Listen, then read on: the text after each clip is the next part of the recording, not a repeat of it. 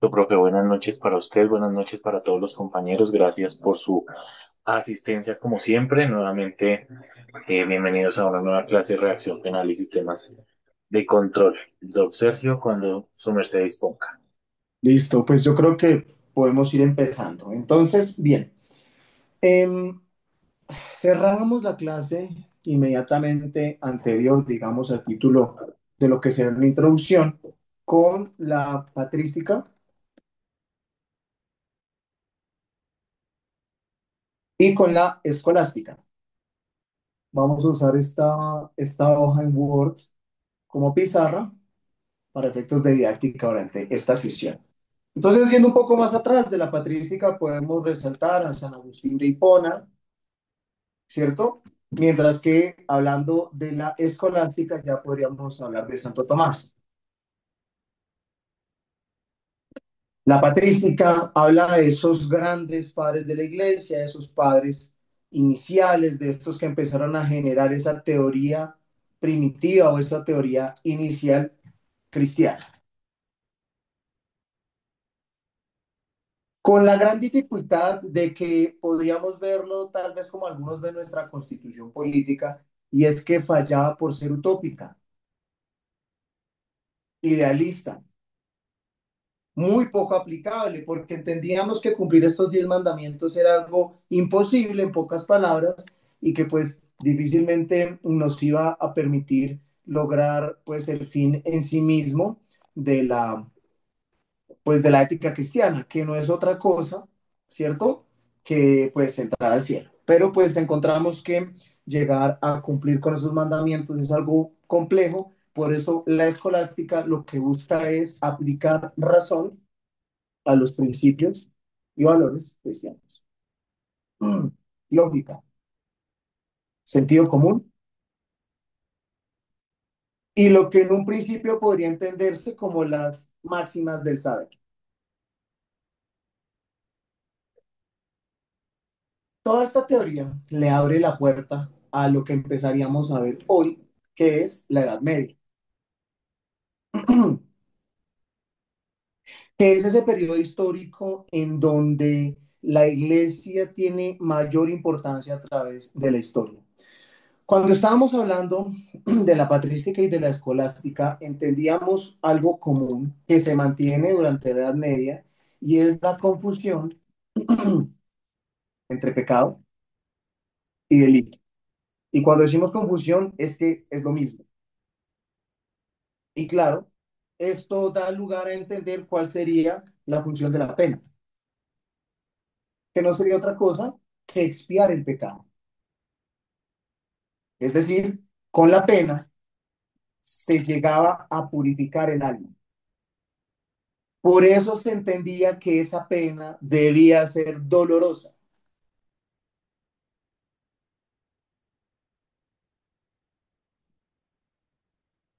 debía trascender.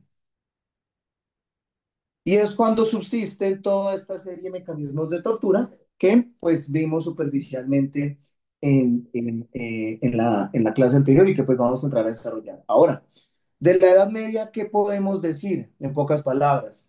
Pues lo primero, se desarrolla en un espacio temporal entre el siglo quinto y el siglo XV. ¿Qué pasa acá? Después de Cristo.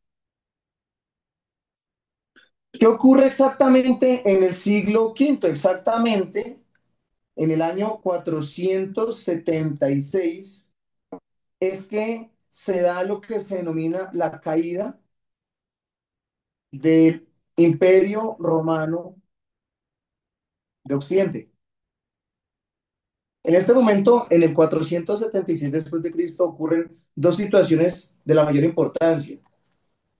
Lo primero, tal vez, sería la adopción del cristianismo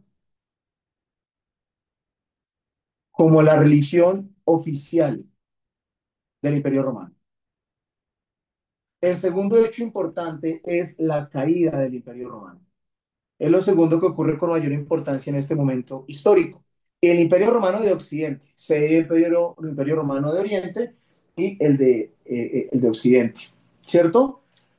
Entonces, específicamente hablamos del 476, vamos a ponerlo aquí entre paréntesis, que es pues cuando ocurren estos dos hitos históricos, hasta 1492, que sería el descubrimiento de América.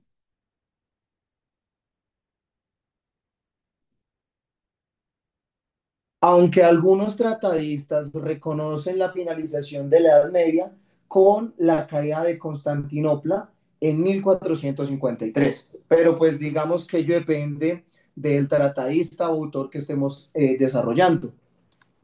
Entendemos que durante la Edad Media, lo que se entendía el centro del mundo, que era Europa, pasa de un mundo gobernado por un imperio, por el gran imperio romano, a una estructura feudal.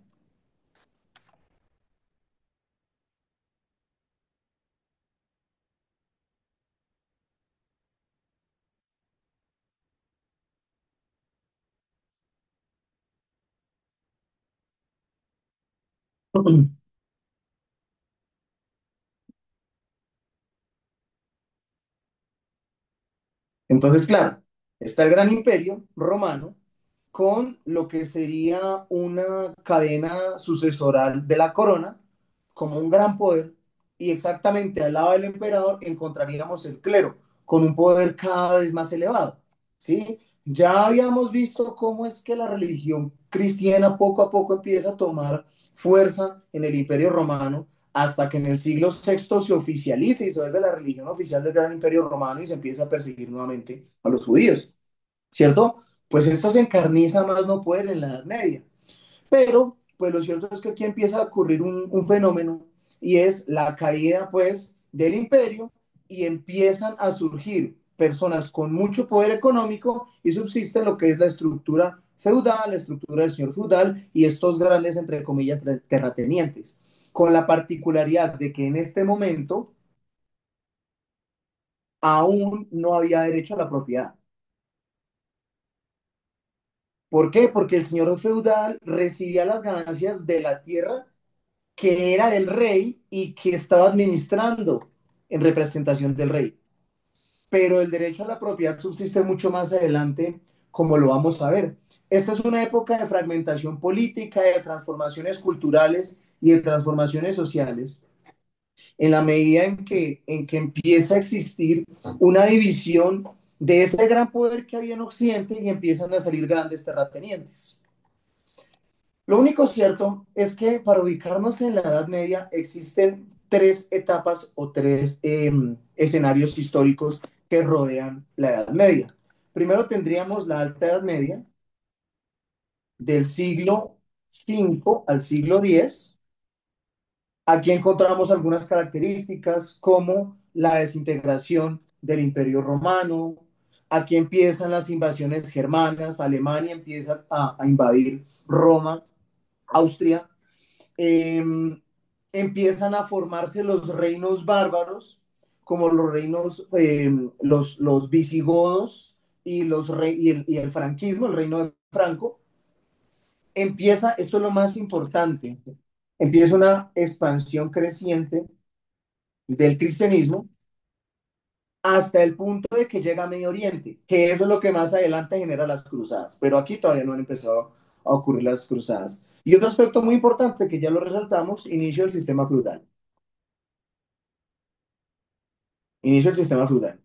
Planteamos esto como inicio porque en este momento histórico los actos más judicializados o que se judicializaban con más fuerza eran delitos que afectaran la fe cristiana, uno, y dos, delitos económicos. Esos son los peores delitos que se pueden cometer. Cualquier acto que afecte la moral cristiana era juzgado con la muerte. Y asimismo cualquier acto que afectara el patrimonio económico. No por nada aparecen crímenes estructurales para la religión a partir de los 10 mandamientos. Existe luego una segunda etapa de la Edad Media que es conocida como la plena Edad Media. La plena Edad Media se da de los siglos XVI al siglo XIII. Aquí Ya no inicia el sistema feudal, sino se desarrolla el sistema feudal. Aquí empiezan a crecer las ciudades, empiezan a aparecer las grandes catedrales medievales, surgen las universidades. Obviamente en este momento la academia, el acceso a la educación solamente era para las clases más privilegiadas. Hablamos de la cúspide de la escalera de poder socioeconómico y encontramos universidades muy antiguas como la Universidad de Salamanca, como la Universidad de Bonn. Y entre ellas, vamos a dejar un dato ahí perdido, las tres primeras carreras son medicina, teología y derecho. Son las tres primeras carreras que se empiezan a impartir en Europa con el surgimiento de las universidades. También muy importante, las cruzadas, que eran estas expediciones religiosas en Tierra Santa. Y llega un aspecto crucial para el desarrollo de épocas posteriores, que sería la consolidación de las monarquías. Entonces, claro, está el gran imperio, dirigido por el César y por el clero. Cae el imperio romano occidente y quedan en el aire vastos espacios de terreno. Hablamos de hoy en día países completos y señores feudales con mucho dinero y con personas a cargo. Ellos empiezan a amasar la riqueza y surgen los primeros monarcas, que más adelante se van a adueñar durante el monarquismo constitucional de toda Europa. Muy bien. Pero, ¿cuál es la particularidad de esas monarquías? Que se mantienen aliadas con la iglesia.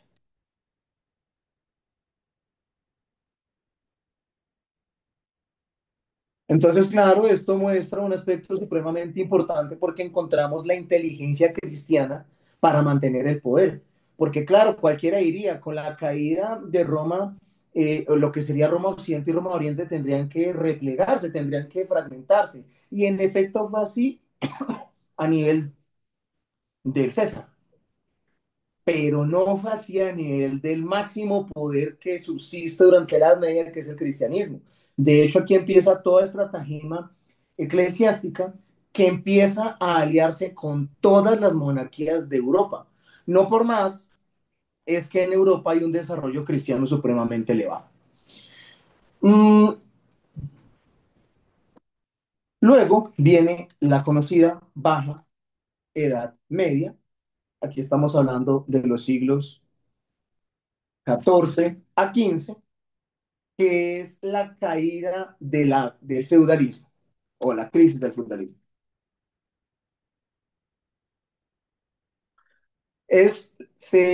El principal escenario que lleva a la crisis del feudalismo, que es la peste negra, que en su momento se alega como una consecuencia de la religión.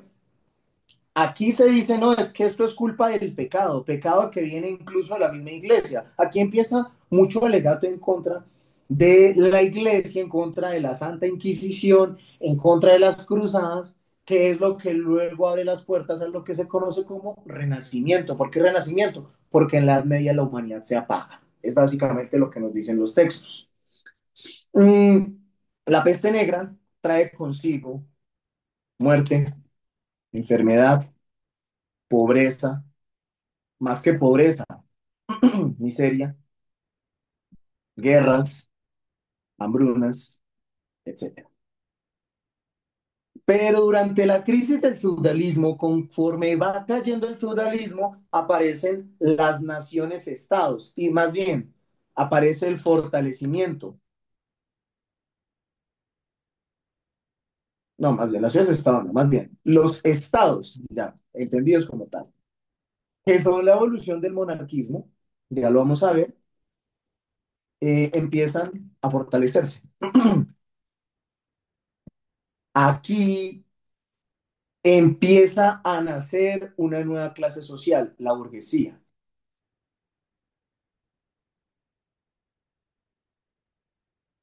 ¿Cuál es la diferencia entre la burguesía y la monarquía? Pues que la monarquía alega tener un derecho propio desde el feudalismo y que viene directamente del emperador romano. Es un derecho que tengo de nacimiento. En cambio, la burguesía tiene el derecho, perdón, creo que aquí alguien dejó un mensaje. Doctor Jorge Higuera, adelante. Tengo una duda, discúlpame que le interrumpa un poco el recuento que nos está realizando. Eh, Siempre he tenido la duda porque, digamos, en la historia, tanto de cualquier corriente del derecho, socialismo, cualquier corriente que tengamos, o sea, siempre estamos obviamente muy marcados por el tema de la Europa occidental, ¿sí? Por el tema del, entre comillas, descubrimiento de América y toda la influencia que tenemos, pues, los americanos desde allí de esa Europa occidental.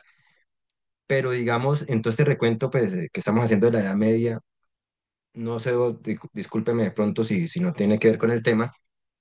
Mientras tanto, digamos, en Oriente, o sea, Asia, existió alguna evolución respecto al tema del derecho, ese desarrollo de la civilización allá por ese lado, porque inclusive es un contraste con el tema religioso y demás que tenemos nosotros hoy en día.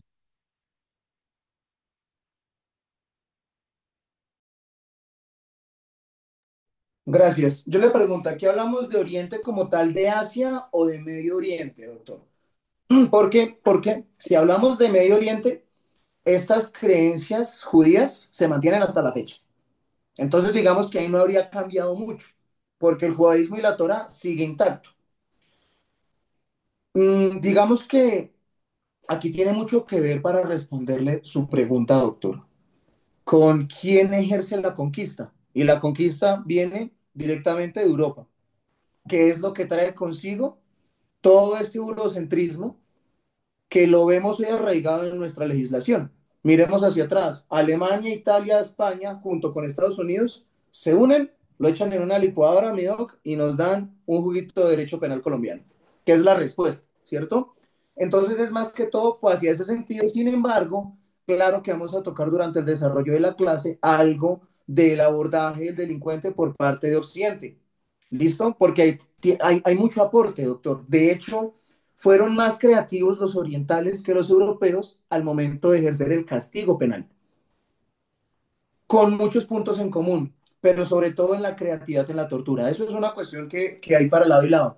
Pero digamos, ¿por qué nosotros no lo estudiamos? Hay un factor clave, doctor, y es que nuestro sistema de Estado es de corte eh, antropocéntrico, es decir, nuestro eje central, ¿cuál es? La persona humana. Por ello encontramos en el Código Penal, en el Código de Procedimiento Penal y en el Código Penitenciario y Carcelario como el primer principio, el primer artículo, la dignidad humana. Y entonces cuando empezamos a desarrollar todos los derechos constitucionales y todos los bienes jurídicos del Código Penal, encontramos que primero aparecen todos esos derechos que garantizan la dignidad humana y al final aparecen los derechos que garantizan o enaltecen al Estado. ¿Por qué? Porque tenemos un esquema antropocéntrico. La persona es el centro, la dignidad es el centro. Esto es de aprendizaje francés.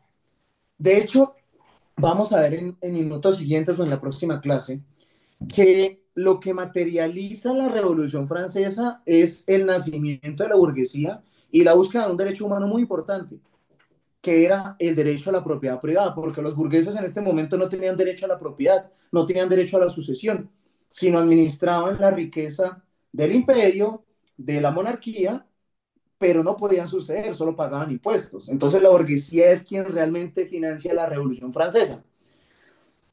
Luego, a través de personas como Simón Bolívar, estas ideas revolucionarias llegan a Sudamérica. Tenemos aquí el respaldo de las 12 colonias, o sea, la revolución estadounidense, la revolución inglesa y la revolución francesa. Y todo esto se vuelve una filosofía y llega a Colombia, bueno, a Sudamérica. ¿Por qué cuando en España hoy por hoy los estudiantes de doctorado se arrodillan ante la corona para recibir un título y eso para nosotros sería inimaginable por esas ideas revolucionarias que empezaron por allá hace 3 siglos? Esa gente se sigue arrodillando porque siempre ha tenido reyes, nosotros no, para nosotros es impensable. Esto para decir que hoy no podemos hablar de pena de muerte, no podemos hablar de pruebas ilícitas o ilegales, porque nuestro sistema político habla de la protección del sujeto y de la persona humana antes que cualquier otra cosa. En cambio, si miramos a Oriente, vamos a encontrar una estructura política totalmente distinta, donde lo más importante ya no es la persona, porque la persona se subleva ante quién, se subleva ante quién, ante el Estado.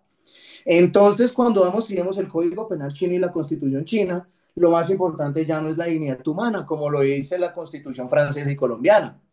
Ah, no, ahí lo más importante que es el mantenimiento de un orden social. Y entonces todos van a servirle al imperio. Por eso, allá delitos contra la administración pública o contra la salud pública, como los estupefacientes, son judicializados con la pena de muerte. En cambio, aquí no. Ese es el motivo, doctor. Lo que pasa es que nuestro sistema jurídico político está totalmente aparejado con el sistema continental europeo y es totalmente contrario con el sistema oriental. Ese es el motivo por el cual aquí no se enseñaría derecho oriental. Sin embargo, obviamente es un aporte muy importante para el derecho penal, como lo vamos a hacer en su momento. Espero haberle resuelto su inquietud, doctor Higuera.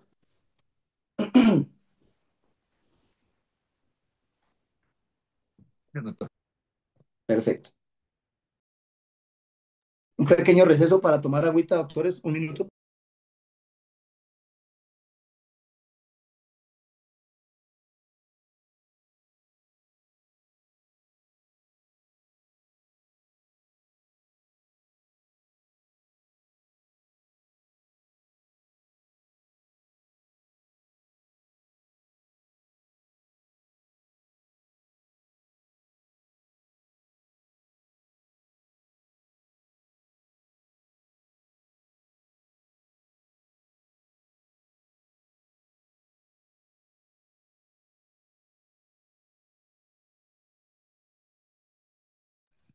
Bien, continuamos.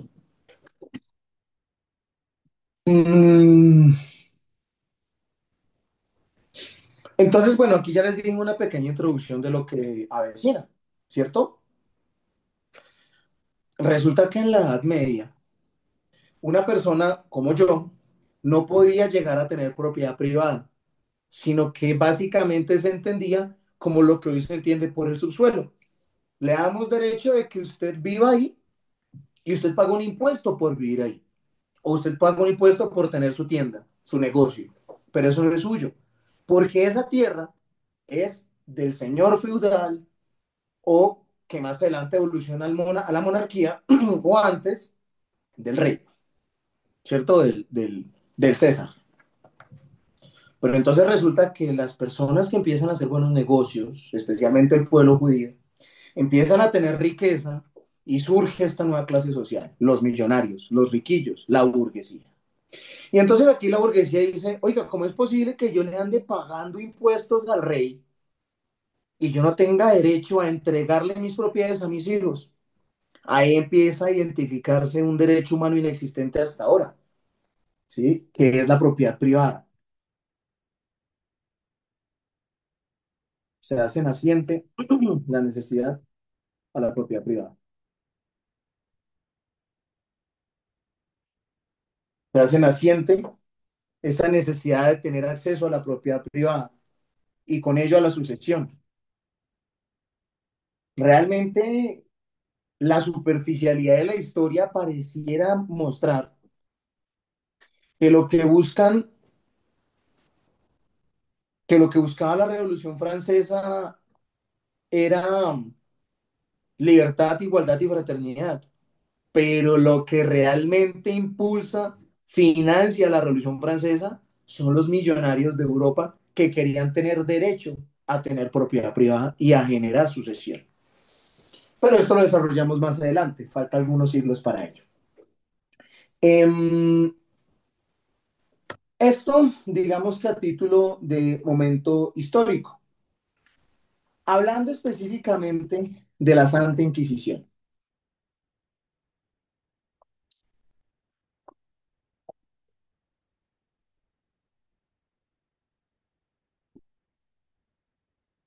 La Santa Inquisición surge donde Primero, tenemos que ubicarnos históricamente. Aparece en la plena Edad Media,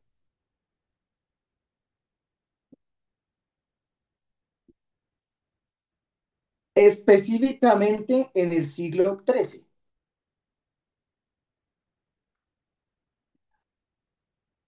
La Santa Inquisición como proceso penal es promovido por la Iglesia,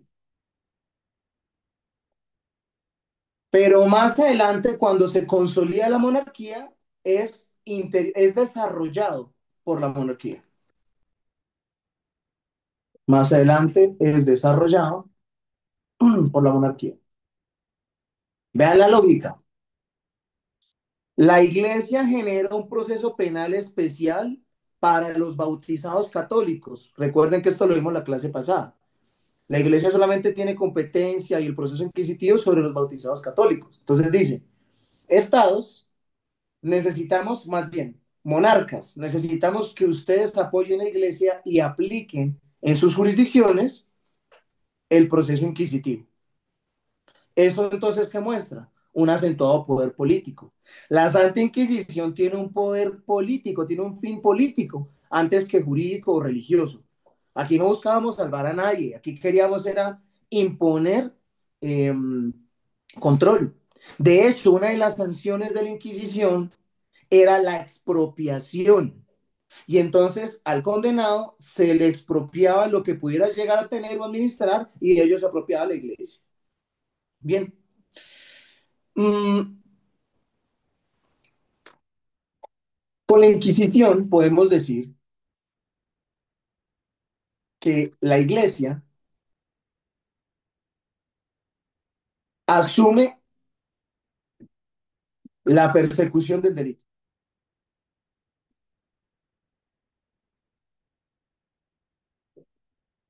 En pocas palabras, la Inquisición da lugar a que la iglesia tenga competencia de perseguir el delito. Y surge una especie de juez de instrucción que se llama inquisidor. Hoy por hoy ejercería funciones, ejercería, ejercería funciones de fiscalía y de juez de conocimiento. O sea, era quien investigaba, quien decretaba pruebas y después quien condenaba. Imagínense, era un poder omnipotente. Del doctor Jorge Higuera, ley 600, sí, incluso más inquisitivo, porque ahí hablábamos de un sistema mixto, pero sí, ahí hablábamos del juez de instrucción criminal. Entonces, pues ustedes deben saber, doctoras y doctores, obviamente es un poder omnipotente, donde si usted le cayó mal al fiscal, o bueno, al inquisidor va por dentro. Listo. Mm, surgen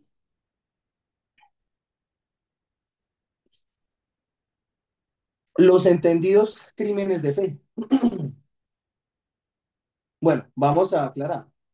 Se mantienen los delitos capitales, también entendidos como pecados capitales, ¿cierto? Se extraen de la Biblia.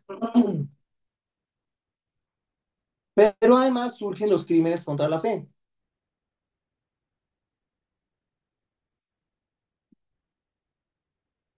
Y entonces en este momento se judicializan actos como la herejía, como la blasfemia, como la brujería, como la nigromancia, entre otros. La nigromancia, el acto con el cual lo que se pretende es revivir a los muertos. Y entonces surgen libros como este, el Maleus Maleficarum. Esperen a ver si lo logro encontrar. Aquí les dejo cuál es el Maleus Maleficarum, también conocido como el martillo de las brujas. Vean ese nombre, martillo de las brujas.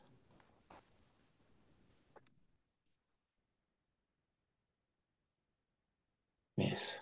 Este es la primera versión del Maleus Maleficarum. ¿Qué es el Maleus Maleficarum? Un código, un manual, una guía, un paso a paso para que usted pueda identificar cuál es bruja o brujo, quién practica la brujería. Lo encuentran en PDF para que se den una guía. Y cuando entramos a revisar el Maleus Maleficarum, que me parece supremamente interesante, encontramos que pareciera que cualquier cosa se pudiera acoplar a lo que es la brujería. Cualquier acto inmoral se tomaba como que una persona tendría bueno, estaba practicando la brujería o estaba teniendo sexo con el diablo y de ahí para adelante. ¿Cierto? Entonces veamos que aquí cambia el objeto central del proceso penal, ¿cierto? El objeto del sistema, más que proteger bienes jurídicos y derechos individuales, busca mantener el control social. Es decir, en otras palabras más claras o más habituales en los textos, en otras palabras, defender el orden moral y la ética cristiana. Entonces, imagínense, si ese es el objetivo final del sistema, pues, ¿qué ocurre en el curso de aquel que caiga en manos, pues, de este proceso penal y no ocurra la intervención divina para salvarlo usted de la tortura? Mm, ¿Quién es el protagonista? Volviendo un poco más atrás, el inquisidor, ¿cierto? Entonces, el inquisidor es el protagonista del proceso. A diferencia de hoy en día, donde el protagonista del proceso, ¿quién es? Alrededor de quién rodea o alrededor de quién están todos los principios y garantías fundamentales del procesado. De hecho, el Código de Procedimiento Penal es un libro que nos dice cómo condenar a una persona con todas las garantías propias de la dignidad humana, propias de nuestro sistema. Aquí podemos traer otra a colación, otra diferencia con los esquemas orientales.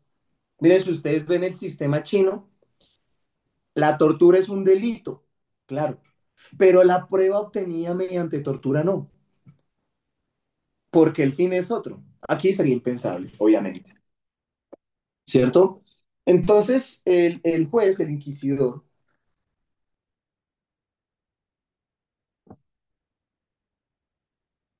es un funcionario que ejercía un papel activo, porque investigaba, acusaba y juzgaba. O sea, no había una división entre las funciones de acusar y de juzgar que son naturales del sistema penal acusatorio, del sistema acusatorio. Todo se concentraba en una sola persona, o más bien en el clero.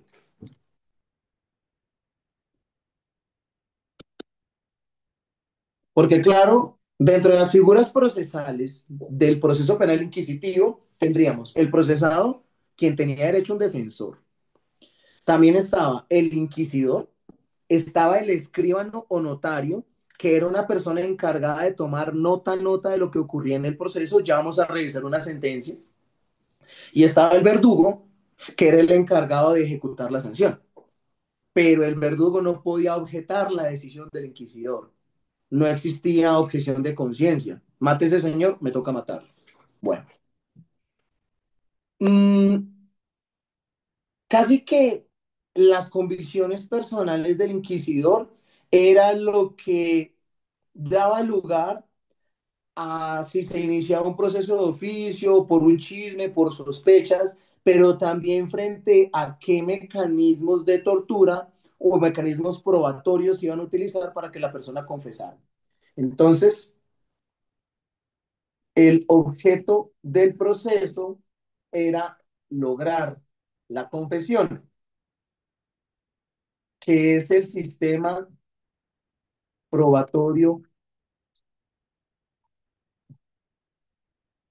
predilecto y desarrollado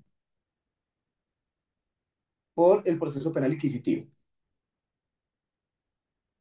O sea, si revisamos el proceso inquisitivo, está desarrollado o enfocado en su totalidad a lograr la confesión.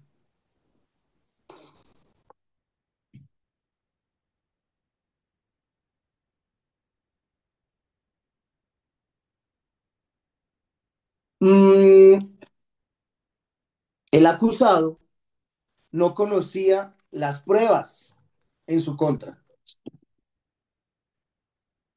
El acusado no tenía derecho a conocer las pruebas en su contra. ¿Por qué? Porque la verdad solo le interesaba al inquisidor y a la iglesia, aunque había derecho a la defensa, pero pues imagínense lo cercenado que estaría, ¿cierto? Era un proceso sin garantías, porque aunque existía derecho a la defensa técnica, el inquisidor definía en qué casos había lugar a defensa. No había presunción de inocencia. Se permitía la tortura bajo la creencia de que la verdad podía subsistir frente al sufrimiento. Y estas pruebas obtenidas mediante coacción, vean esta parte tan compleja, eh, pues serán aceptadas como una prueba válida. La prueba predilecta o más importante era la confesión, como lo estábamos diciendo, pero para lograrla se acudía a intensos medios de tortura como este que vamos a ver ahora.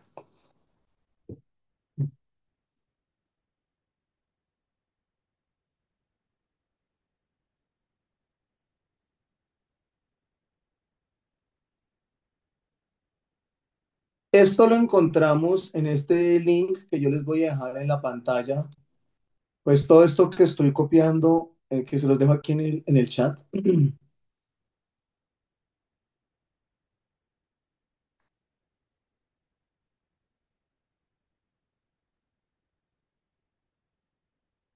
Y entonces me voy a permitir leer rápidamente. Esta es la sentencia ejecutada en contra de Robert Francois Damiens.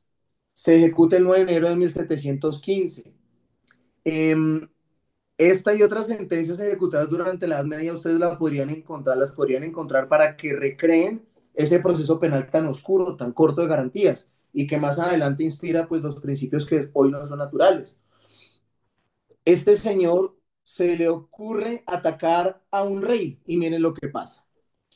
Rápidamente, el miércoles 5 de enero de 1757, cuando la corte estaba en el Trianón, Luis XV visitó a su hija, Madame Victoria, que se encontraba en cama en el palacio principal de Versalles. Cuando volvía a su carroza, Damiens, tapándose la cara con un sombrero, se abrió paso entre la guardia, cogió al rey y lo hirió. Luis XV pensó en principio que había recibido un puñetazo, pero enseguida vio que sangraba por un costado. La guardia cogió a Damiens y el rey exclamó entonces: apresadlo, mas no lo matéis.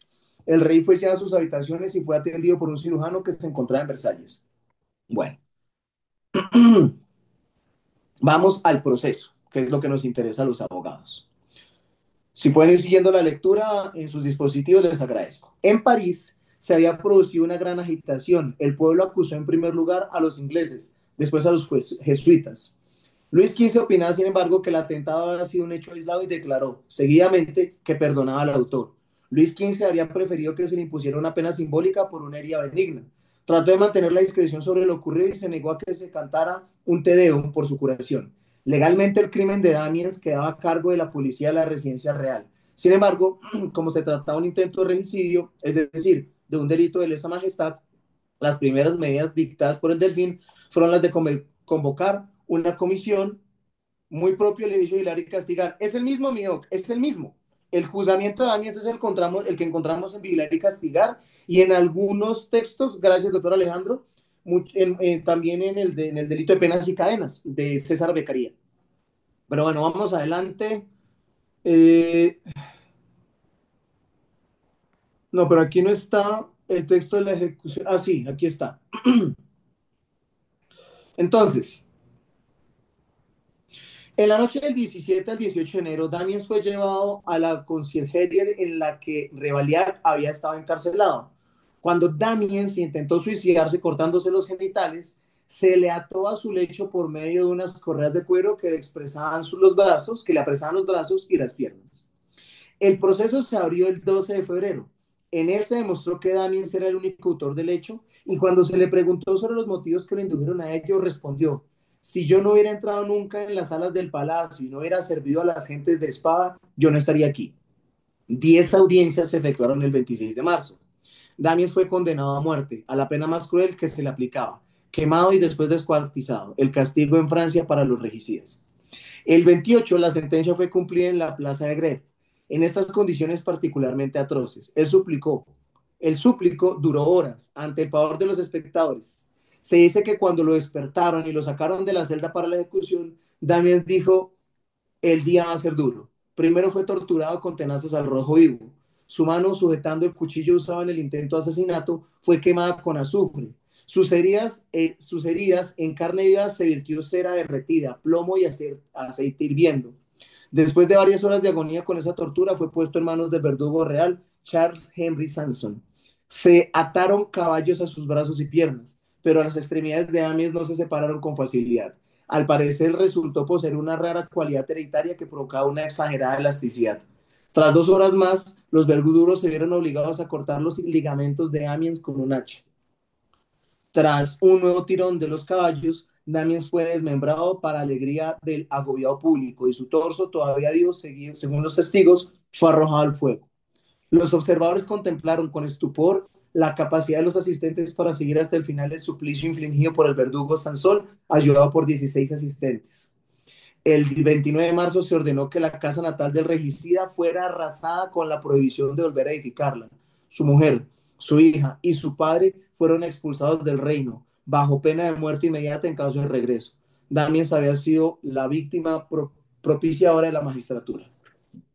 El texto que encontramos, creo, no sé si es en Vigilar de Castigar, donde se lee distinto, o es en Penas no en Penas y Cadenas, no, sino en el de Becaría, ¿cómo es que se llama? Permítanme.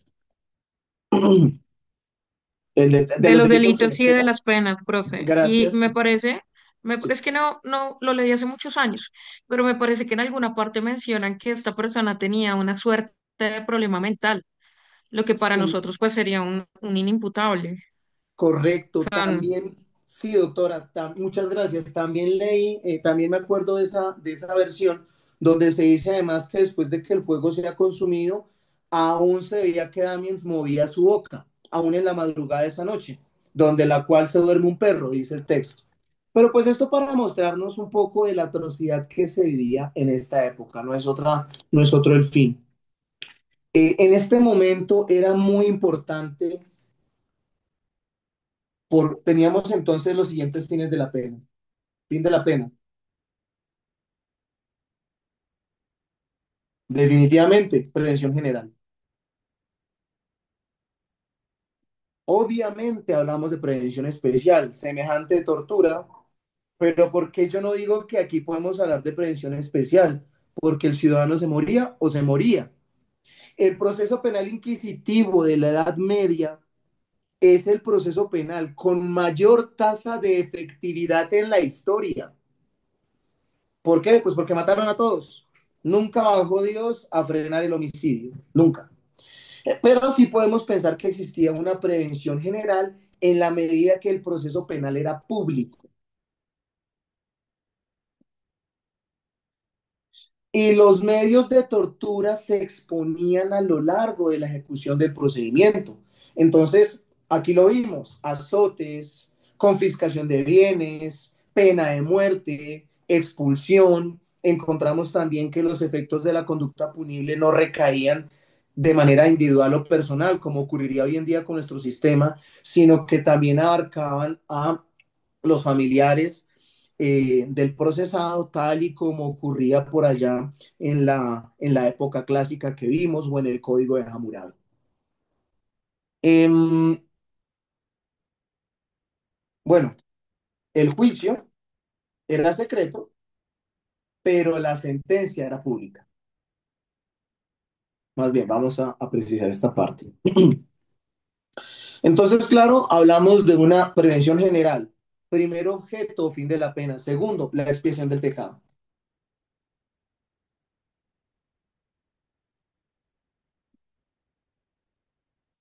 En la medida de que se sobreentendía que con la imposición de la tortura y luego de la sentencia se me estaba limpiando el alma, se me estaba precisamente purificando de ese maleus maleficarum.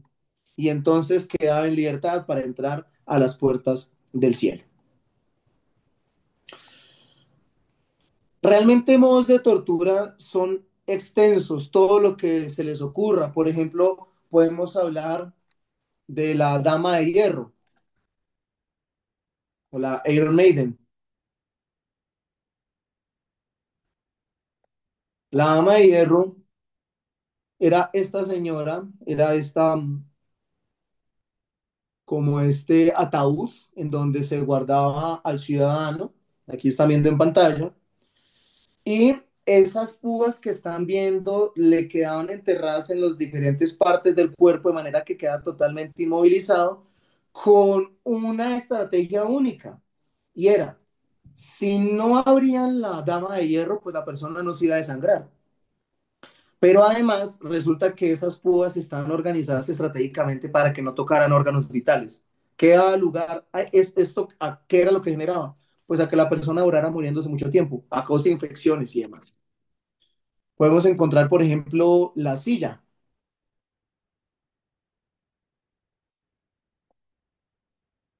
que era, pues tenía un efecto similar, ¿cierto? Aquí pues se hacía que la persona se sentara sobre una silla y se le ponían lingotes bueno, peso en general encima, pues para que terminara brutalmente afectada, ¿cierto?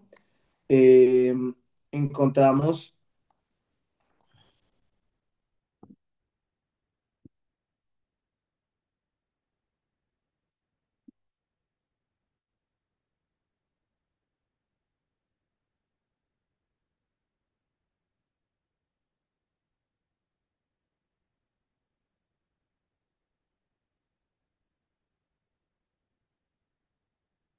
espérenme, ¿qué hora esto?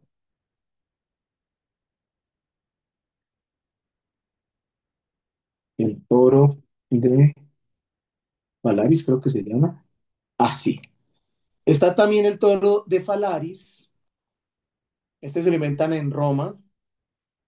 Y entonces era un toro que estaba especialmente diseñado para que cupiera una persona amarrada, así como están viendo en la imagen, a la cual se le prendía fuego, exactamente, doctor Higuera, y luego los gritos que salían de la persona eran, bueno, emanaban de una abertura que tenía esta escultura de toro y gritaba como si realmente fuera un toro, pues, haciendo pues el sonido natural, ¿verdad?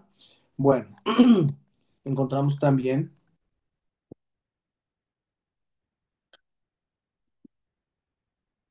creo que se llama el barril y la rata. Ah, bueno, miren este es la pera, no me acuerdo su otro nombre.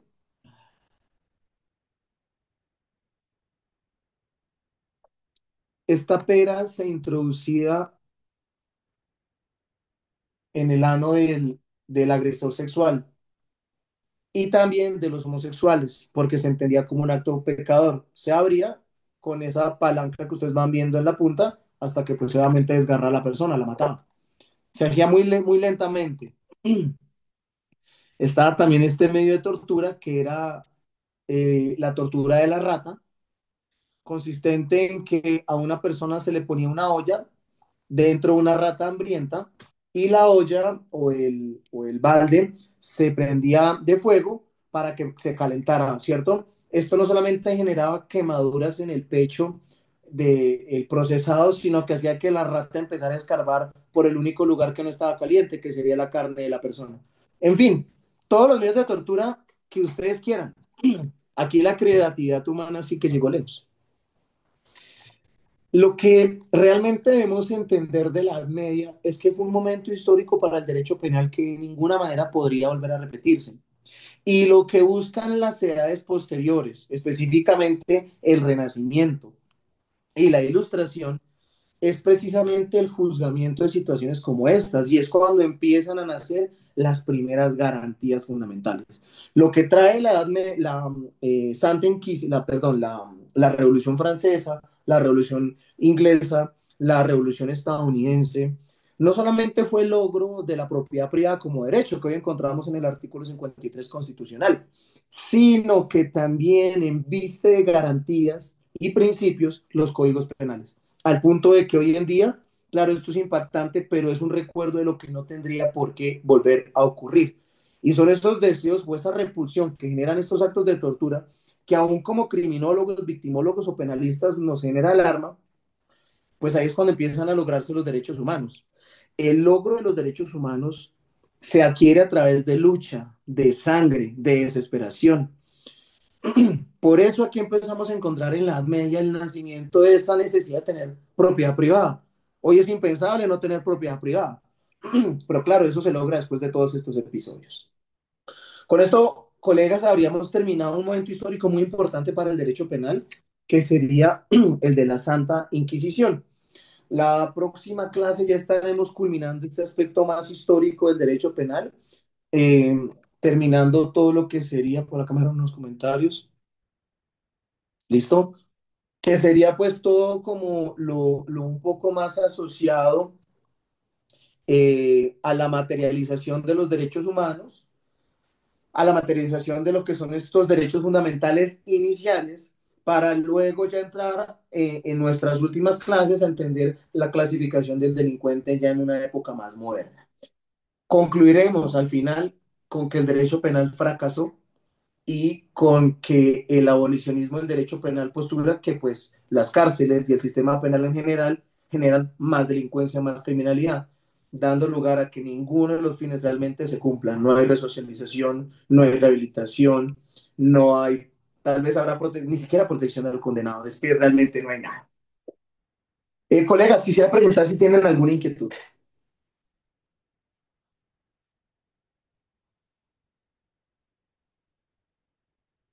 Pues bueno, muy bien. Como se les había dicho en su momento, pues la clase se va a ir enriqueciendo en su presentación, en estas pizarras de Word que estamos usando, lo cual se les estaría compartiendo en la última sesión de clase. Por lo demás, pues nos estaremos viendo en la última sesión. Como siempre, muchas gracias por su atención.